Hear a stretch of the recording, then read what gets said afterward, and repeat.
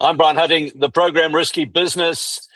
And of course, with me in the studio, I have none other than my co-host, Jono Shaw. Welcome, Jono. Hello, Bryan. It's so great to be back again doing another show. And, I thought today would be a little bit different. Yeah? I'm going to steal away your powers as host. And for a change, I'll ask the questions and you can follow them up. And yeah, let's dive in and say, I've been reading about executive search, and I was wondering about the differences between, say, executive search and, what is this war for talent that's going on, and how does this, say, differ from recruitment overall? Jono, thank you. That's an amazing, and I so seldom get to actually have the opportunity to talk about this. That's what I thought. And it's such an important subject, and you've hit right on a nerve there, because there is a massive distinction and difference between executive search, and in fact, it's full terminology, and it's important that these words are included. Is retained executive search, and I'll come back to explain that, and traditional contingent recruitment. Right. What they have in common is that it involves candidates, it involves clients, and it involves opportunities and the appointment of people into those opportunities or roles. Right. And that's where it ends, because the whole mechanism, the framework, the model, the engagement, the target markets are very, very different.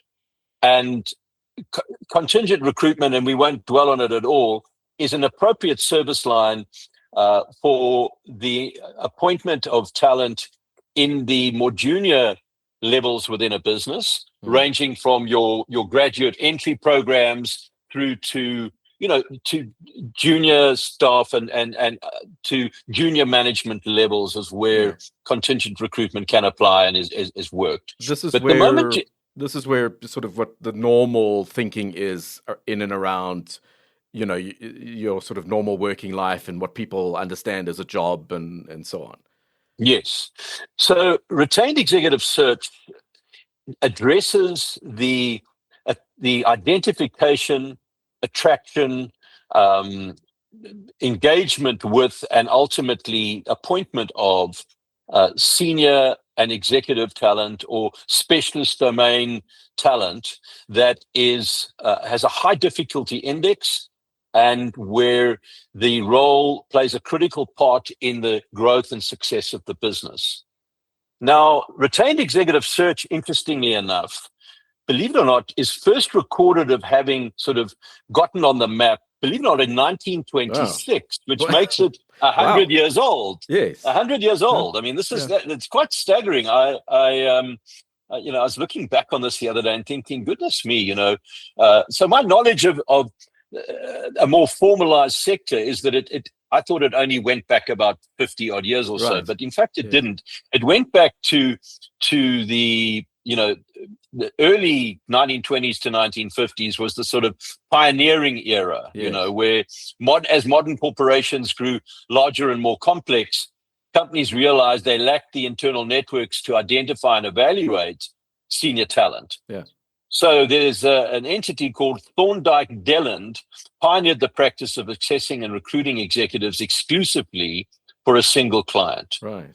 And in the 60s to 90s, that was when there was global expansion, and the industry literally saw explosive growth in that time. And firms scaled internationally to follow multinational corporations. They expanded their research capabilities and adopted the white glove candidate evaluation and assessment methods that are still used today, Yes. And then, as we moved into the new century, the new millennium, post 2000, it segmented, and there were massive global players, the likes of Spencer Stewart, Korn Ferry, and others dominating general markets, and then having specialized boutique firms emerging to focus on specific industries or functions. And, even with the introduction of AI and tech integration, it's all works to support that space. And retained executive search as a practice is continuing to grow. The predictions for this year that the market's in the region of about $70 billion. Oh, wow. So, I mean, it's a substantial marketplace. Yeah. And they're expecting about a 10% growth this year in it. So, I mean, that's not trivial in a world that seems to be changing dramatically all the time. And in the midst of that, we still see disproportionately high rates and percentages of failed appointments and executives failing and leaving within short periods of time. And I'm very happy to talk about that separately. I don't want to go down a rabbit hole here, but what I want to talk about and why the retained executive search is that retained executive search requires an upfront payment and a non-at-risk payment. In fact, in most instances, the entire fee is not at risk. Even if an offer is not even made, that entire fee is due and payable, because the work involved in handling a retained search assignment is substantial. You do industry talent maps, you're going out to very discreetly and very professionally approach people to present with great finesse the potential of a possible opportunity.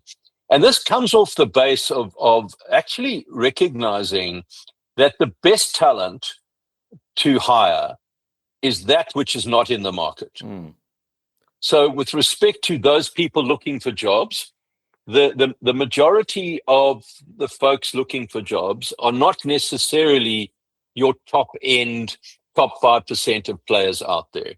And because they're in a space of movement and shift and change, which doesn't mean they're not good people, but you're not just looking for good people, you're looking for exceptional people when you're hiring into key roles that are going to affect not only, top and bottom line performance, they can even affect, in the case of listed companies, stock prices and etc. And so in and through that, the retained executive search in every respect is exclusive. So it's exclusive in that the hiring company will only appoint one service provider. And that's obvious because you're not going to pay more than one person an upfront retainer to do a job and create overlap and conflict of interest. The search company, when approaching the individuals and working them through, and when they ultimately present them to the client, they do so exclusively. In other words, they're not going to present an array of opportunities to the individual. This is one specific opportunity. They're going to do that. And in turn, most often, those candidates are, because they're not in the market, are working exclusively with that service provider. In the realm of the contingent recruitment, everything's non-exclusive. The hiring company engages way more than one service provider. The service provider engages with a host of candidates and doesn't exclusively present them to that company. They can present them to other companies. And the individual is, more often than not, because they're in the market, they're talking to a number of service providers. So everything's non-exclusive about that. And the fees are completely at risk and only become due and payable not only on the signed acceptance of offer by the appointee, but them actually starting in their role. Now, none of that applies in the case of retained executive search. Retained executive search has its fees are usually in three tranches: a third on commencement, a third on presentation of shortlist, and a third on formal acceptance of offer by the appointee, long before they start in the job. And that's just what that does is it ensures commitment from all parties. And what that means as well is that any other candidates that may enter into the foray through individual introductions of people within the business, even internal candidates, they go through that hiring process and they are included in what would call the service provider's presentation to the organization. Now, what's so important in the process of this search is your guys who are not actually in the market, but who are gainfully employed, successfully effective in what they're doing and doing a great job. one of the things that prevails out there in the world of work is that people are not good at identifying departure points.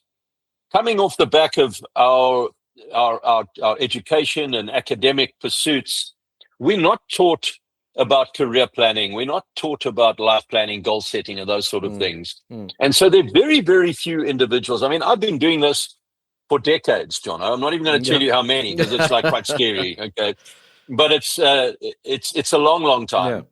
And in all that time, having dealt with and appointed amazing people in literally thousands of people in their jobs, and managed and helped their careers, coming at it from a career management perspective, I probably have only met 3 people.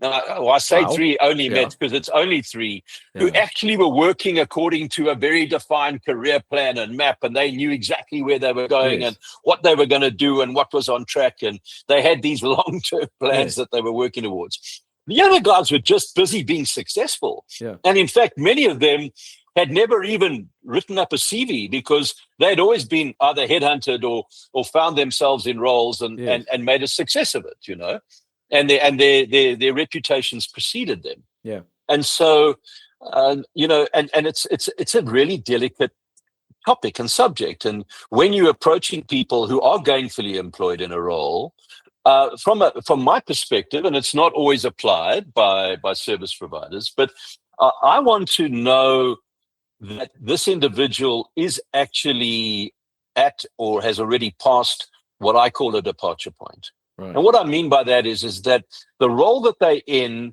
they have maximized inside of that role. It no longer presents a challenge or new learning experience.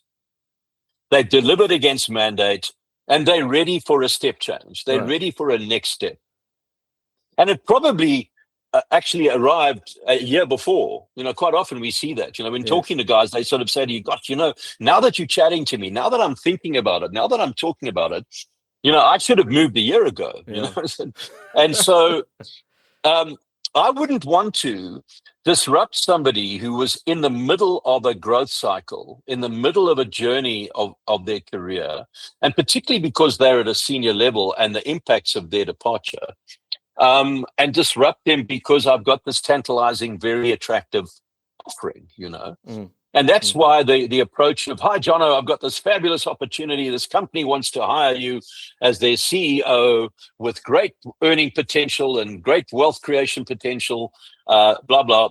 That's not the right way to do it, because one, it's always great to get a phone call and hear that a company wants to hire you and that you're of interest to parties in the outside world.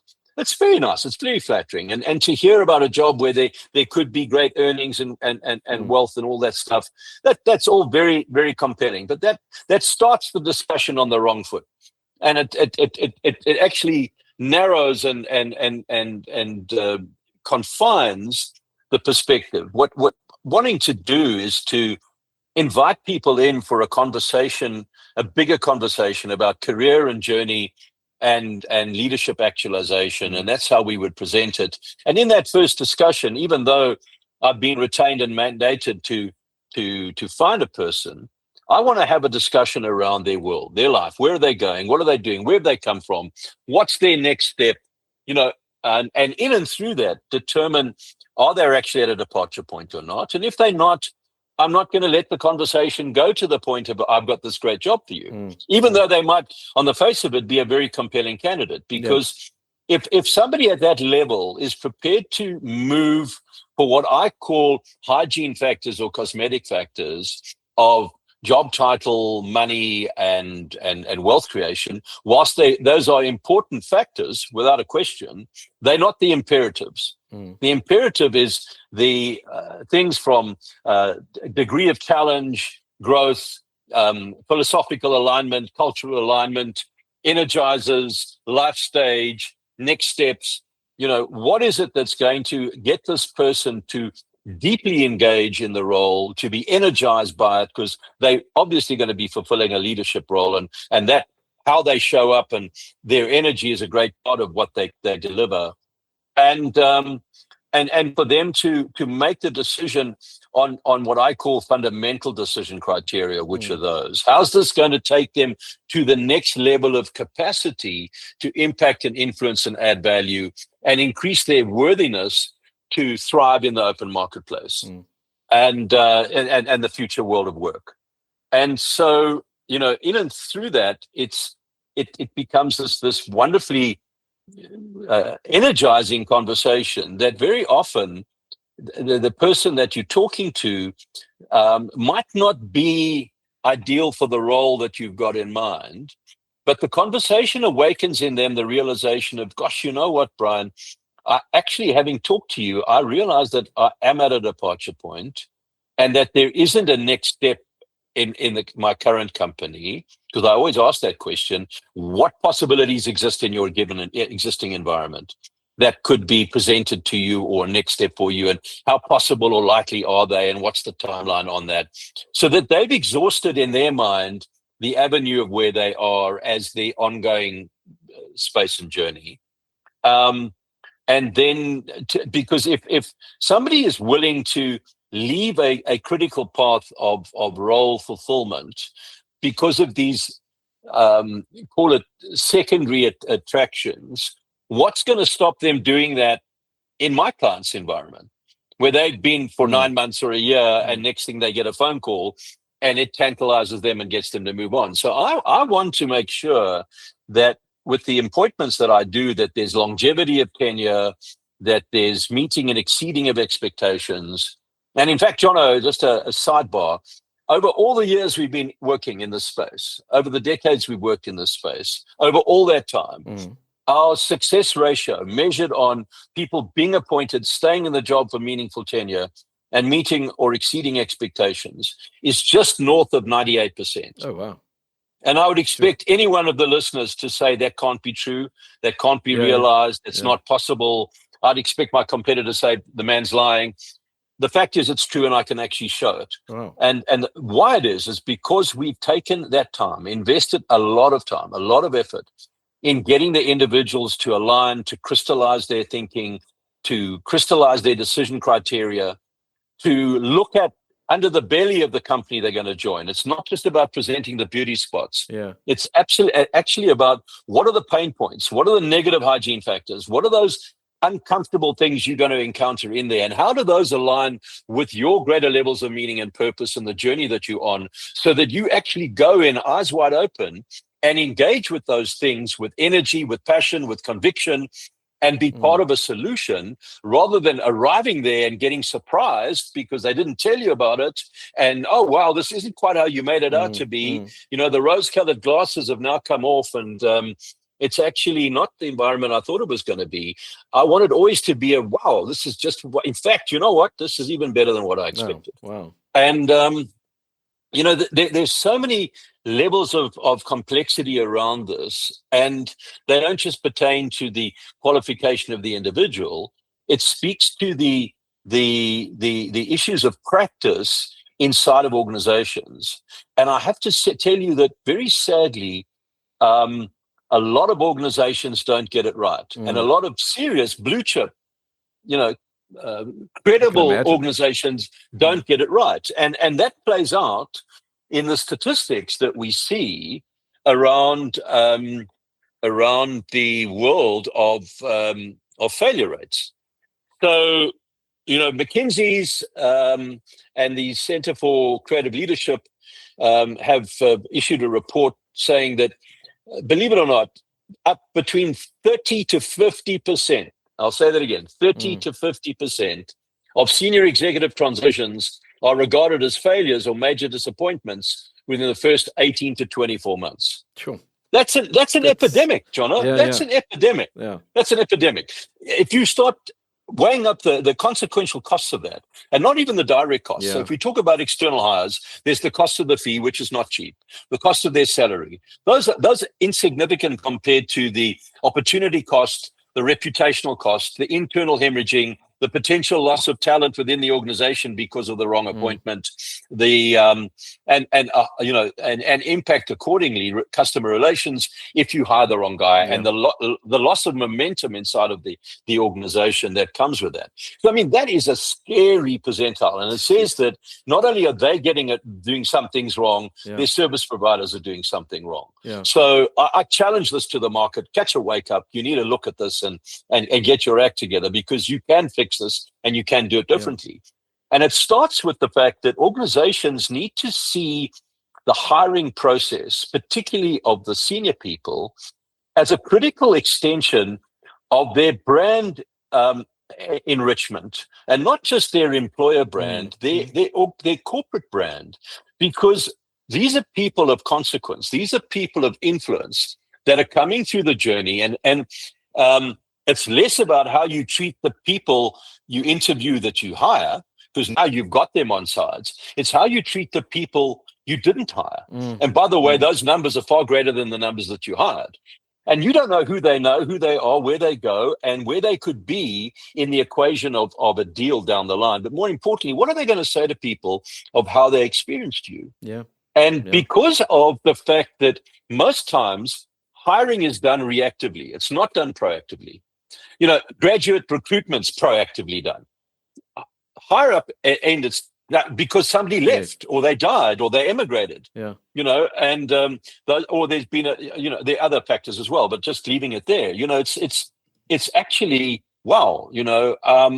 This is really a critical space of focus, because it means that you're coming into it on the back foot. You're coming into it, you want to get it done quickly, and of course you're wanting to save costs, because you see, hiring is a grudge payment for a lot of companies, because they just see it as a cost item. They don't see it as a value contribution. And part of that is because of the disservice and lack of service and success that they've had previously. So they've got to hire these people to do this, and it's money. And they'd rather not do that, but they've got to do it. And then they get into this whole thing of matching job spec against people's resumes. And yes, of course, the person must be able to do the job.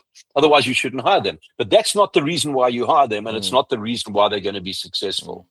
So this beautiful search thing is wonderfully elegant and impactful and imperative. Well, I can see that this is so you. It's exactly who you are, and it's got so much depth and feeling about it. And before we take a break, I just wanted to bring an analogy, and we can chat about this analogy and whether I've got it right or not.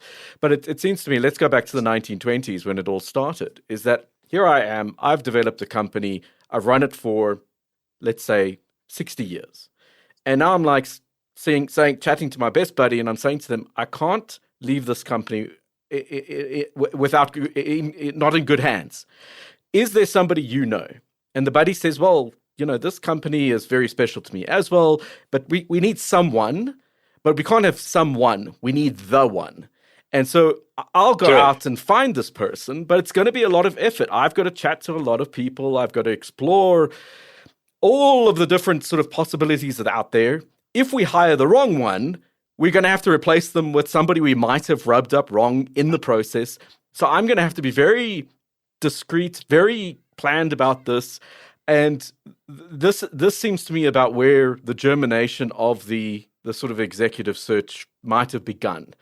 I don't know if this story rings true. Have I got it right? That's beautiful. You've actually got it nail on the head. Okay, good. Nail on the head. Deans, I've been following our conversation very closely. You've been following it really well, and we've got much more to talk about. So what's the value to the retaining company? Critical success factors, so to speak. So, Jono, that's really important and interesting, and I think that the value here is, what you're paying for with the search provider. So this comes down to you doing good qualification on who you're working with. Is that you're working with people who've done this a long time, working with people who've developed the cognitive elements. Recognize information patterns, so that when you see the person, it's quite funny. It's like so many instances on the very moment of meeting, you just know. You just know this like person love. it's like it's just, you just know, and then you go about sort of proving your intuitive response. I mean, it's been fascinating to see how that's played out. I've never depended exclusively on it, but I've always referred to it and allowed it to very much be present in my journey of candidate evaluation. But there's so many factors that come into it, and particularly around the softer stuff. So I was talking just before the break about, the guys that just simply map job spec against portfolio.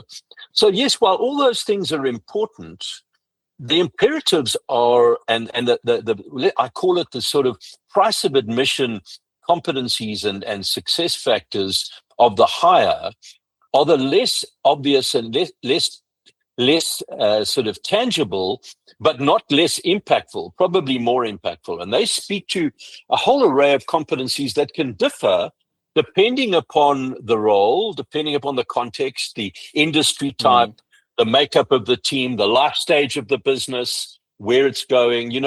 For example, you could have two very similar candidates with very similar portfolios, and the opportunity on the one hand calls for a high growth phase management, and the other one requires a maintenance type leadership role. And, the candidates, albeit they could be equally experienced and come from the same sector and have the same technical, background, would be very different because they bring a different perspective, style, risk embracement. And when you start talking about those price of admission competencies, they speak to things like organizational agility. They speak to things like learning on the fly. They speak to things like standing alone. They speak to things like drive for results. They speak to things like managing ambiguity. They speak to things like building teams and things that are not part of the traditional learning or study group that you went on. They're things that you learned in and through the roles that you've been in. I often refer to them in a lot of instances as your unconscious competencies, those competencies that you've acquired as a consequence of what you've done, rather the focus of what you've done. And so it's about bringing people into that space and being able to have those type of deep dive, rich conversations about what really makes up this person's natural propensities and high accomplishment areas of capability, and what is their leadership style? Because depending on the organization and where it's at, it might require a different leadership style to others. Now, we're living in a world where, we've talked about this before, where ultimately what we're looking for in the world are adaptive leaders and an adaptive leadership style, in that they can step into command and control if it's needed. They can step into laissez-faire leadership. They can step into transactional leadership. And they can also step into, and importantly, most of the time, be in what we call a transformational leadership style, which is where you are bringing people in, you're including people in the equation. And I think a recent show we talked about the difference between today and living in a complex world to living in a world of the 20th century that was complicated. And we're now living in a systemic world where you've got to look at the relationships between things rather than the series of steps and planned actions. And so it's calling for different mindsets, different heart sets. And so that in turn raises the difficulty index.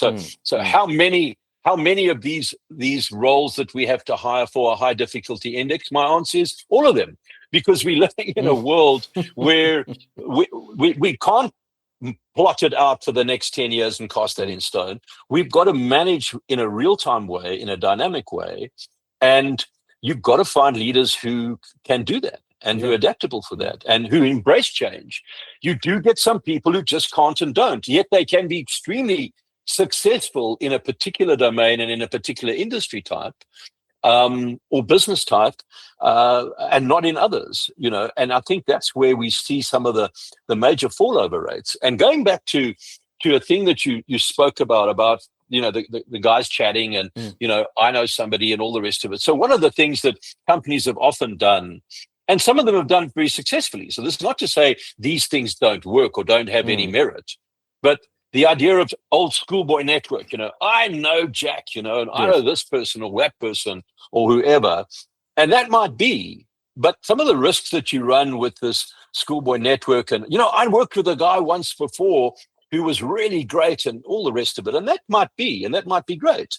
But we're now talking of time has moved on, different company, different applications. And part of the problem with the trusted network thing is that trust gets in the way. So you might negate to do some of the really important due diligence on their suitability. Not their credibility, but their suitability. Yeah. And that's where the problem comes in. They've got the credibility. You know them. They've been referenced. The guys have said good things about them. That doesn't matter. That's important. It's suitability. Are they the right person for this job? Is the job right for them right now? Now, so often we get... Is that the most difficult situation that you find normally? Or what would you say is the... because if they're all high difficulty, what's the most sort of common, how would you say, factors that you often feel you need to get out of the way first? I think part of it is in when you're looking at the world we're in right now, and you're looking at and you look at these failure rates that we spoke of as recorded. Well, that's the thing. So half of the people are getting it wrong. How do you do your... make sure that there's no fire to start with? Well, it comes through the richness of conversations, the richness of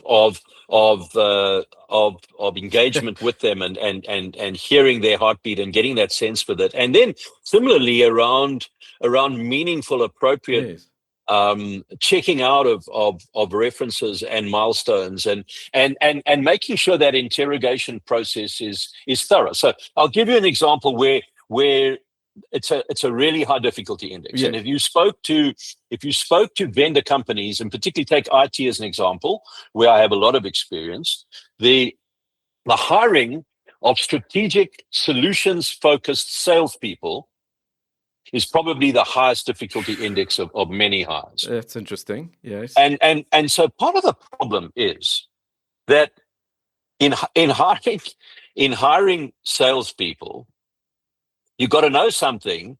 They're going to interview well. Yeah. Okay. If they don't interview well, chase them out of the building with a stick. Yeah. I mean, these are salespeople, pal. He should sell himself. Right. They've got to be selling. And you know what? And that's often where the problem starts, is they do such a good job stepping into the room and positioning themselves that the guys, they've now interviewed a whole lot of non-starters, and oh wow, this guy's so cool, or this girl's so cool, and they end up selling them the job instead of doing a proper investigation. Right. But and part of part of the criteria with salespeople is tell me about your track record. Let me see. So, well, you can see, I got 120% of my sales quota, and that year I got 100% of my sales quota, and that there and that. And that sounds very cool and very sexy, and it probably in many instances was. But let's stop for a second. Let's understand something. Let's take it to the next level. What part did you play in securing that lead? Was this a new name client? Was it an existing client? Was this a reorder?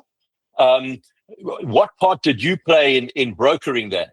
Was there a bid team? Did you lead the bid team? Did you manage that sale from end to end? What part did you play in it? Yeah. Was this your win? Was this your success? Or was it just that you were an order taker, a glorified high-end order taker, with the title and all the rest of it, senior account executive and all the rest of it, but working for a highly reputable, long-standing service supplier, where in fact you didn't shape this. My biggest job attribute is I'm good at delegating. And exactly. And I've got to tell you what, companies fail dismally time after time after time in appointing guys who just can't deliver. There are so many wannabes in that sales space that finding a truly professional, rock star, solid, feet on the ground, done the deal, knows how to broker it, salesperson is a hell of a challenging task. And so it's, to what level of forensic check are you doing in your conversations?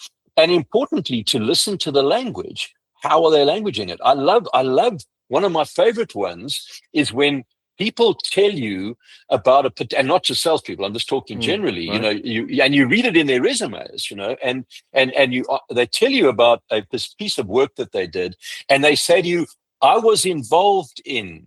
What do you mean you're involved in? Did you do it or didn't you do Yes. it? I mean, let's get to grips here. I was involved in this project. Yeah. I was involved with this project. Oh, so you just were there. I touched you were greatness. sort of in what way were you involved? No. Yes. Were you there are many ways of being involved. Let's get to the cut of it. Why are you using such language? Yeah. And you see, part of that as well comes from a lack of people understanding what it means to manage their portfolios. So take the whole concept of CVs. Okay. Yes. The normal a CV, right? A CV is a chronological recordal of events and of a journey. So I went to school, studied, did that, doing this now.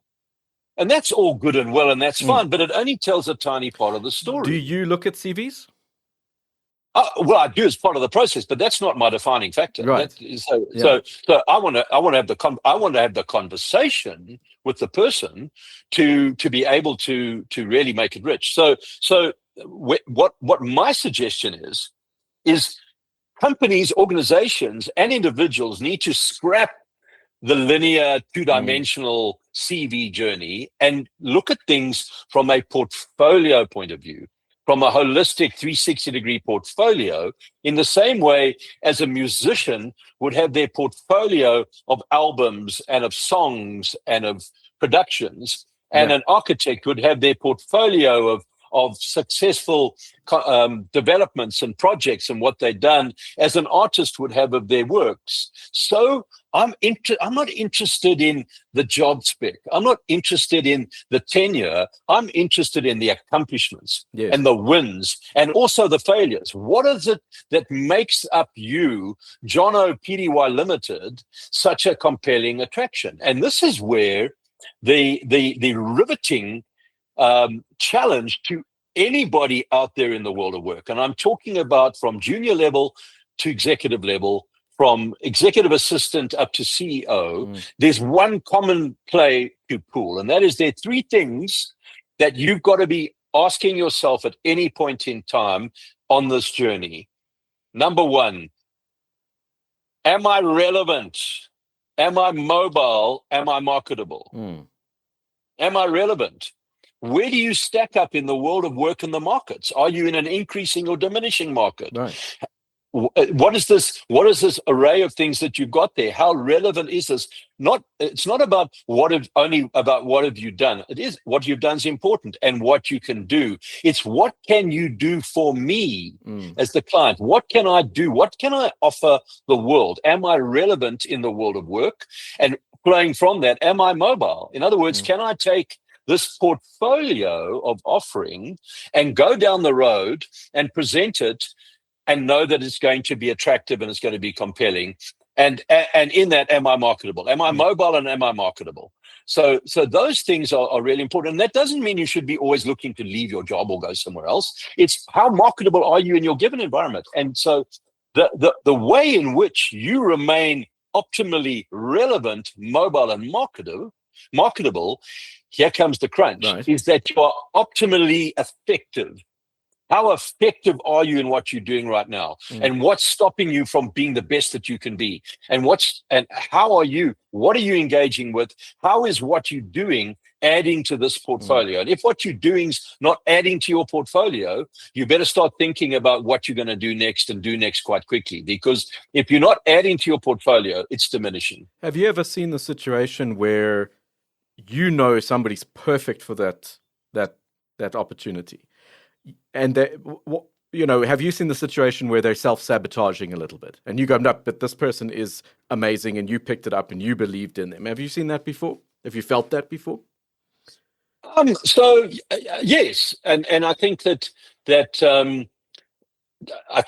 it's important to coach candidates, no matter how senior, no matter how experienced they are. Right.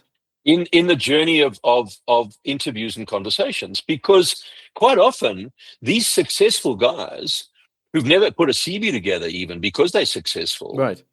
haven't had an interview conversation for 5 years. Yeah. 6 years. Yeah. And going into that conversation, they need to be really well prepped and do their homework. So we coach them on, and the good guys, you don't have to coach them, really, don't they? They do their homework, they do the Googling, they know who it is. So that you find that the guys are on meet. top of it and they're able to run with it. They and are, those but I'll tell you where guys sometimes get it wrong is that those where and this doesn't necessarily apply to candidates in a retained search journey. I'm just talking about people going to market. So I'm now broadening this to the world of career change and the world of job change and things like that. So people might have been retrenched, for example, or they might be in a toxic environment. Okay. Right. And not enjoying the movie and not being treated well and all that sort of thing. And so this is where the coaching comes in really importantly. Whatever you do, don't take your baggage into the room. Go and do a little bit of reflection. Write down, do a little audit on your skills and strengths and capabilities. Revisit the Jono Pty Limited. Make sure that you're looking at the best Jono that you can show on the day. And how does this portfolio get molded and positioned to optimally present to this opportunity? Not smoke and mirrors, not pretending. This is taking this and modeling it in the best way for that particular conversation. And leave the baggage out of the room. They're not interested in that, and they don't want to know that your boss was a bastard or the company this or that, that, and the next thing. Just let it go. Yeah. Let it go and go in there. And when they've been retrenched, they're casualties, even the best of guys. And it's about getting them to revisit and to get over that and to go into this thing excited, ignited, delighted, impassioned, convinced about what it is you've got to offer. Focus on that. Ask really penetrating questions. It's more important the questions you ask than the answers you give, because those questions will show the prospective employer how you think, what's on your mind, how strategic you are, what homework you've done, etc. And would you believe it? We've come to the end of a show. I mean, it always goes by quickly. And what's the biggest takeaway that the listeners can get from our conversation? So as individuals, seriously think about building your portfolio. Think about looking at yourself from a portfolio perspective. As an organization, seriously, guys, start thinking differently about the value chain and the value proposition of doing this whole hiring thing properly, engaging the right service providers, and getting the best talent into your space. Oh, amazing. Thank you, B. It has been great to learn about executive search, retained executive search. Let me not forget. Amen, Jono. Thank you. And listeners, remember, if you're not with the ones you love the ones you're with. Take time to show and tell them, and take time to love yourself and keep revisiting who am I, what am I, and how am I showing up in the world, and how do I add value?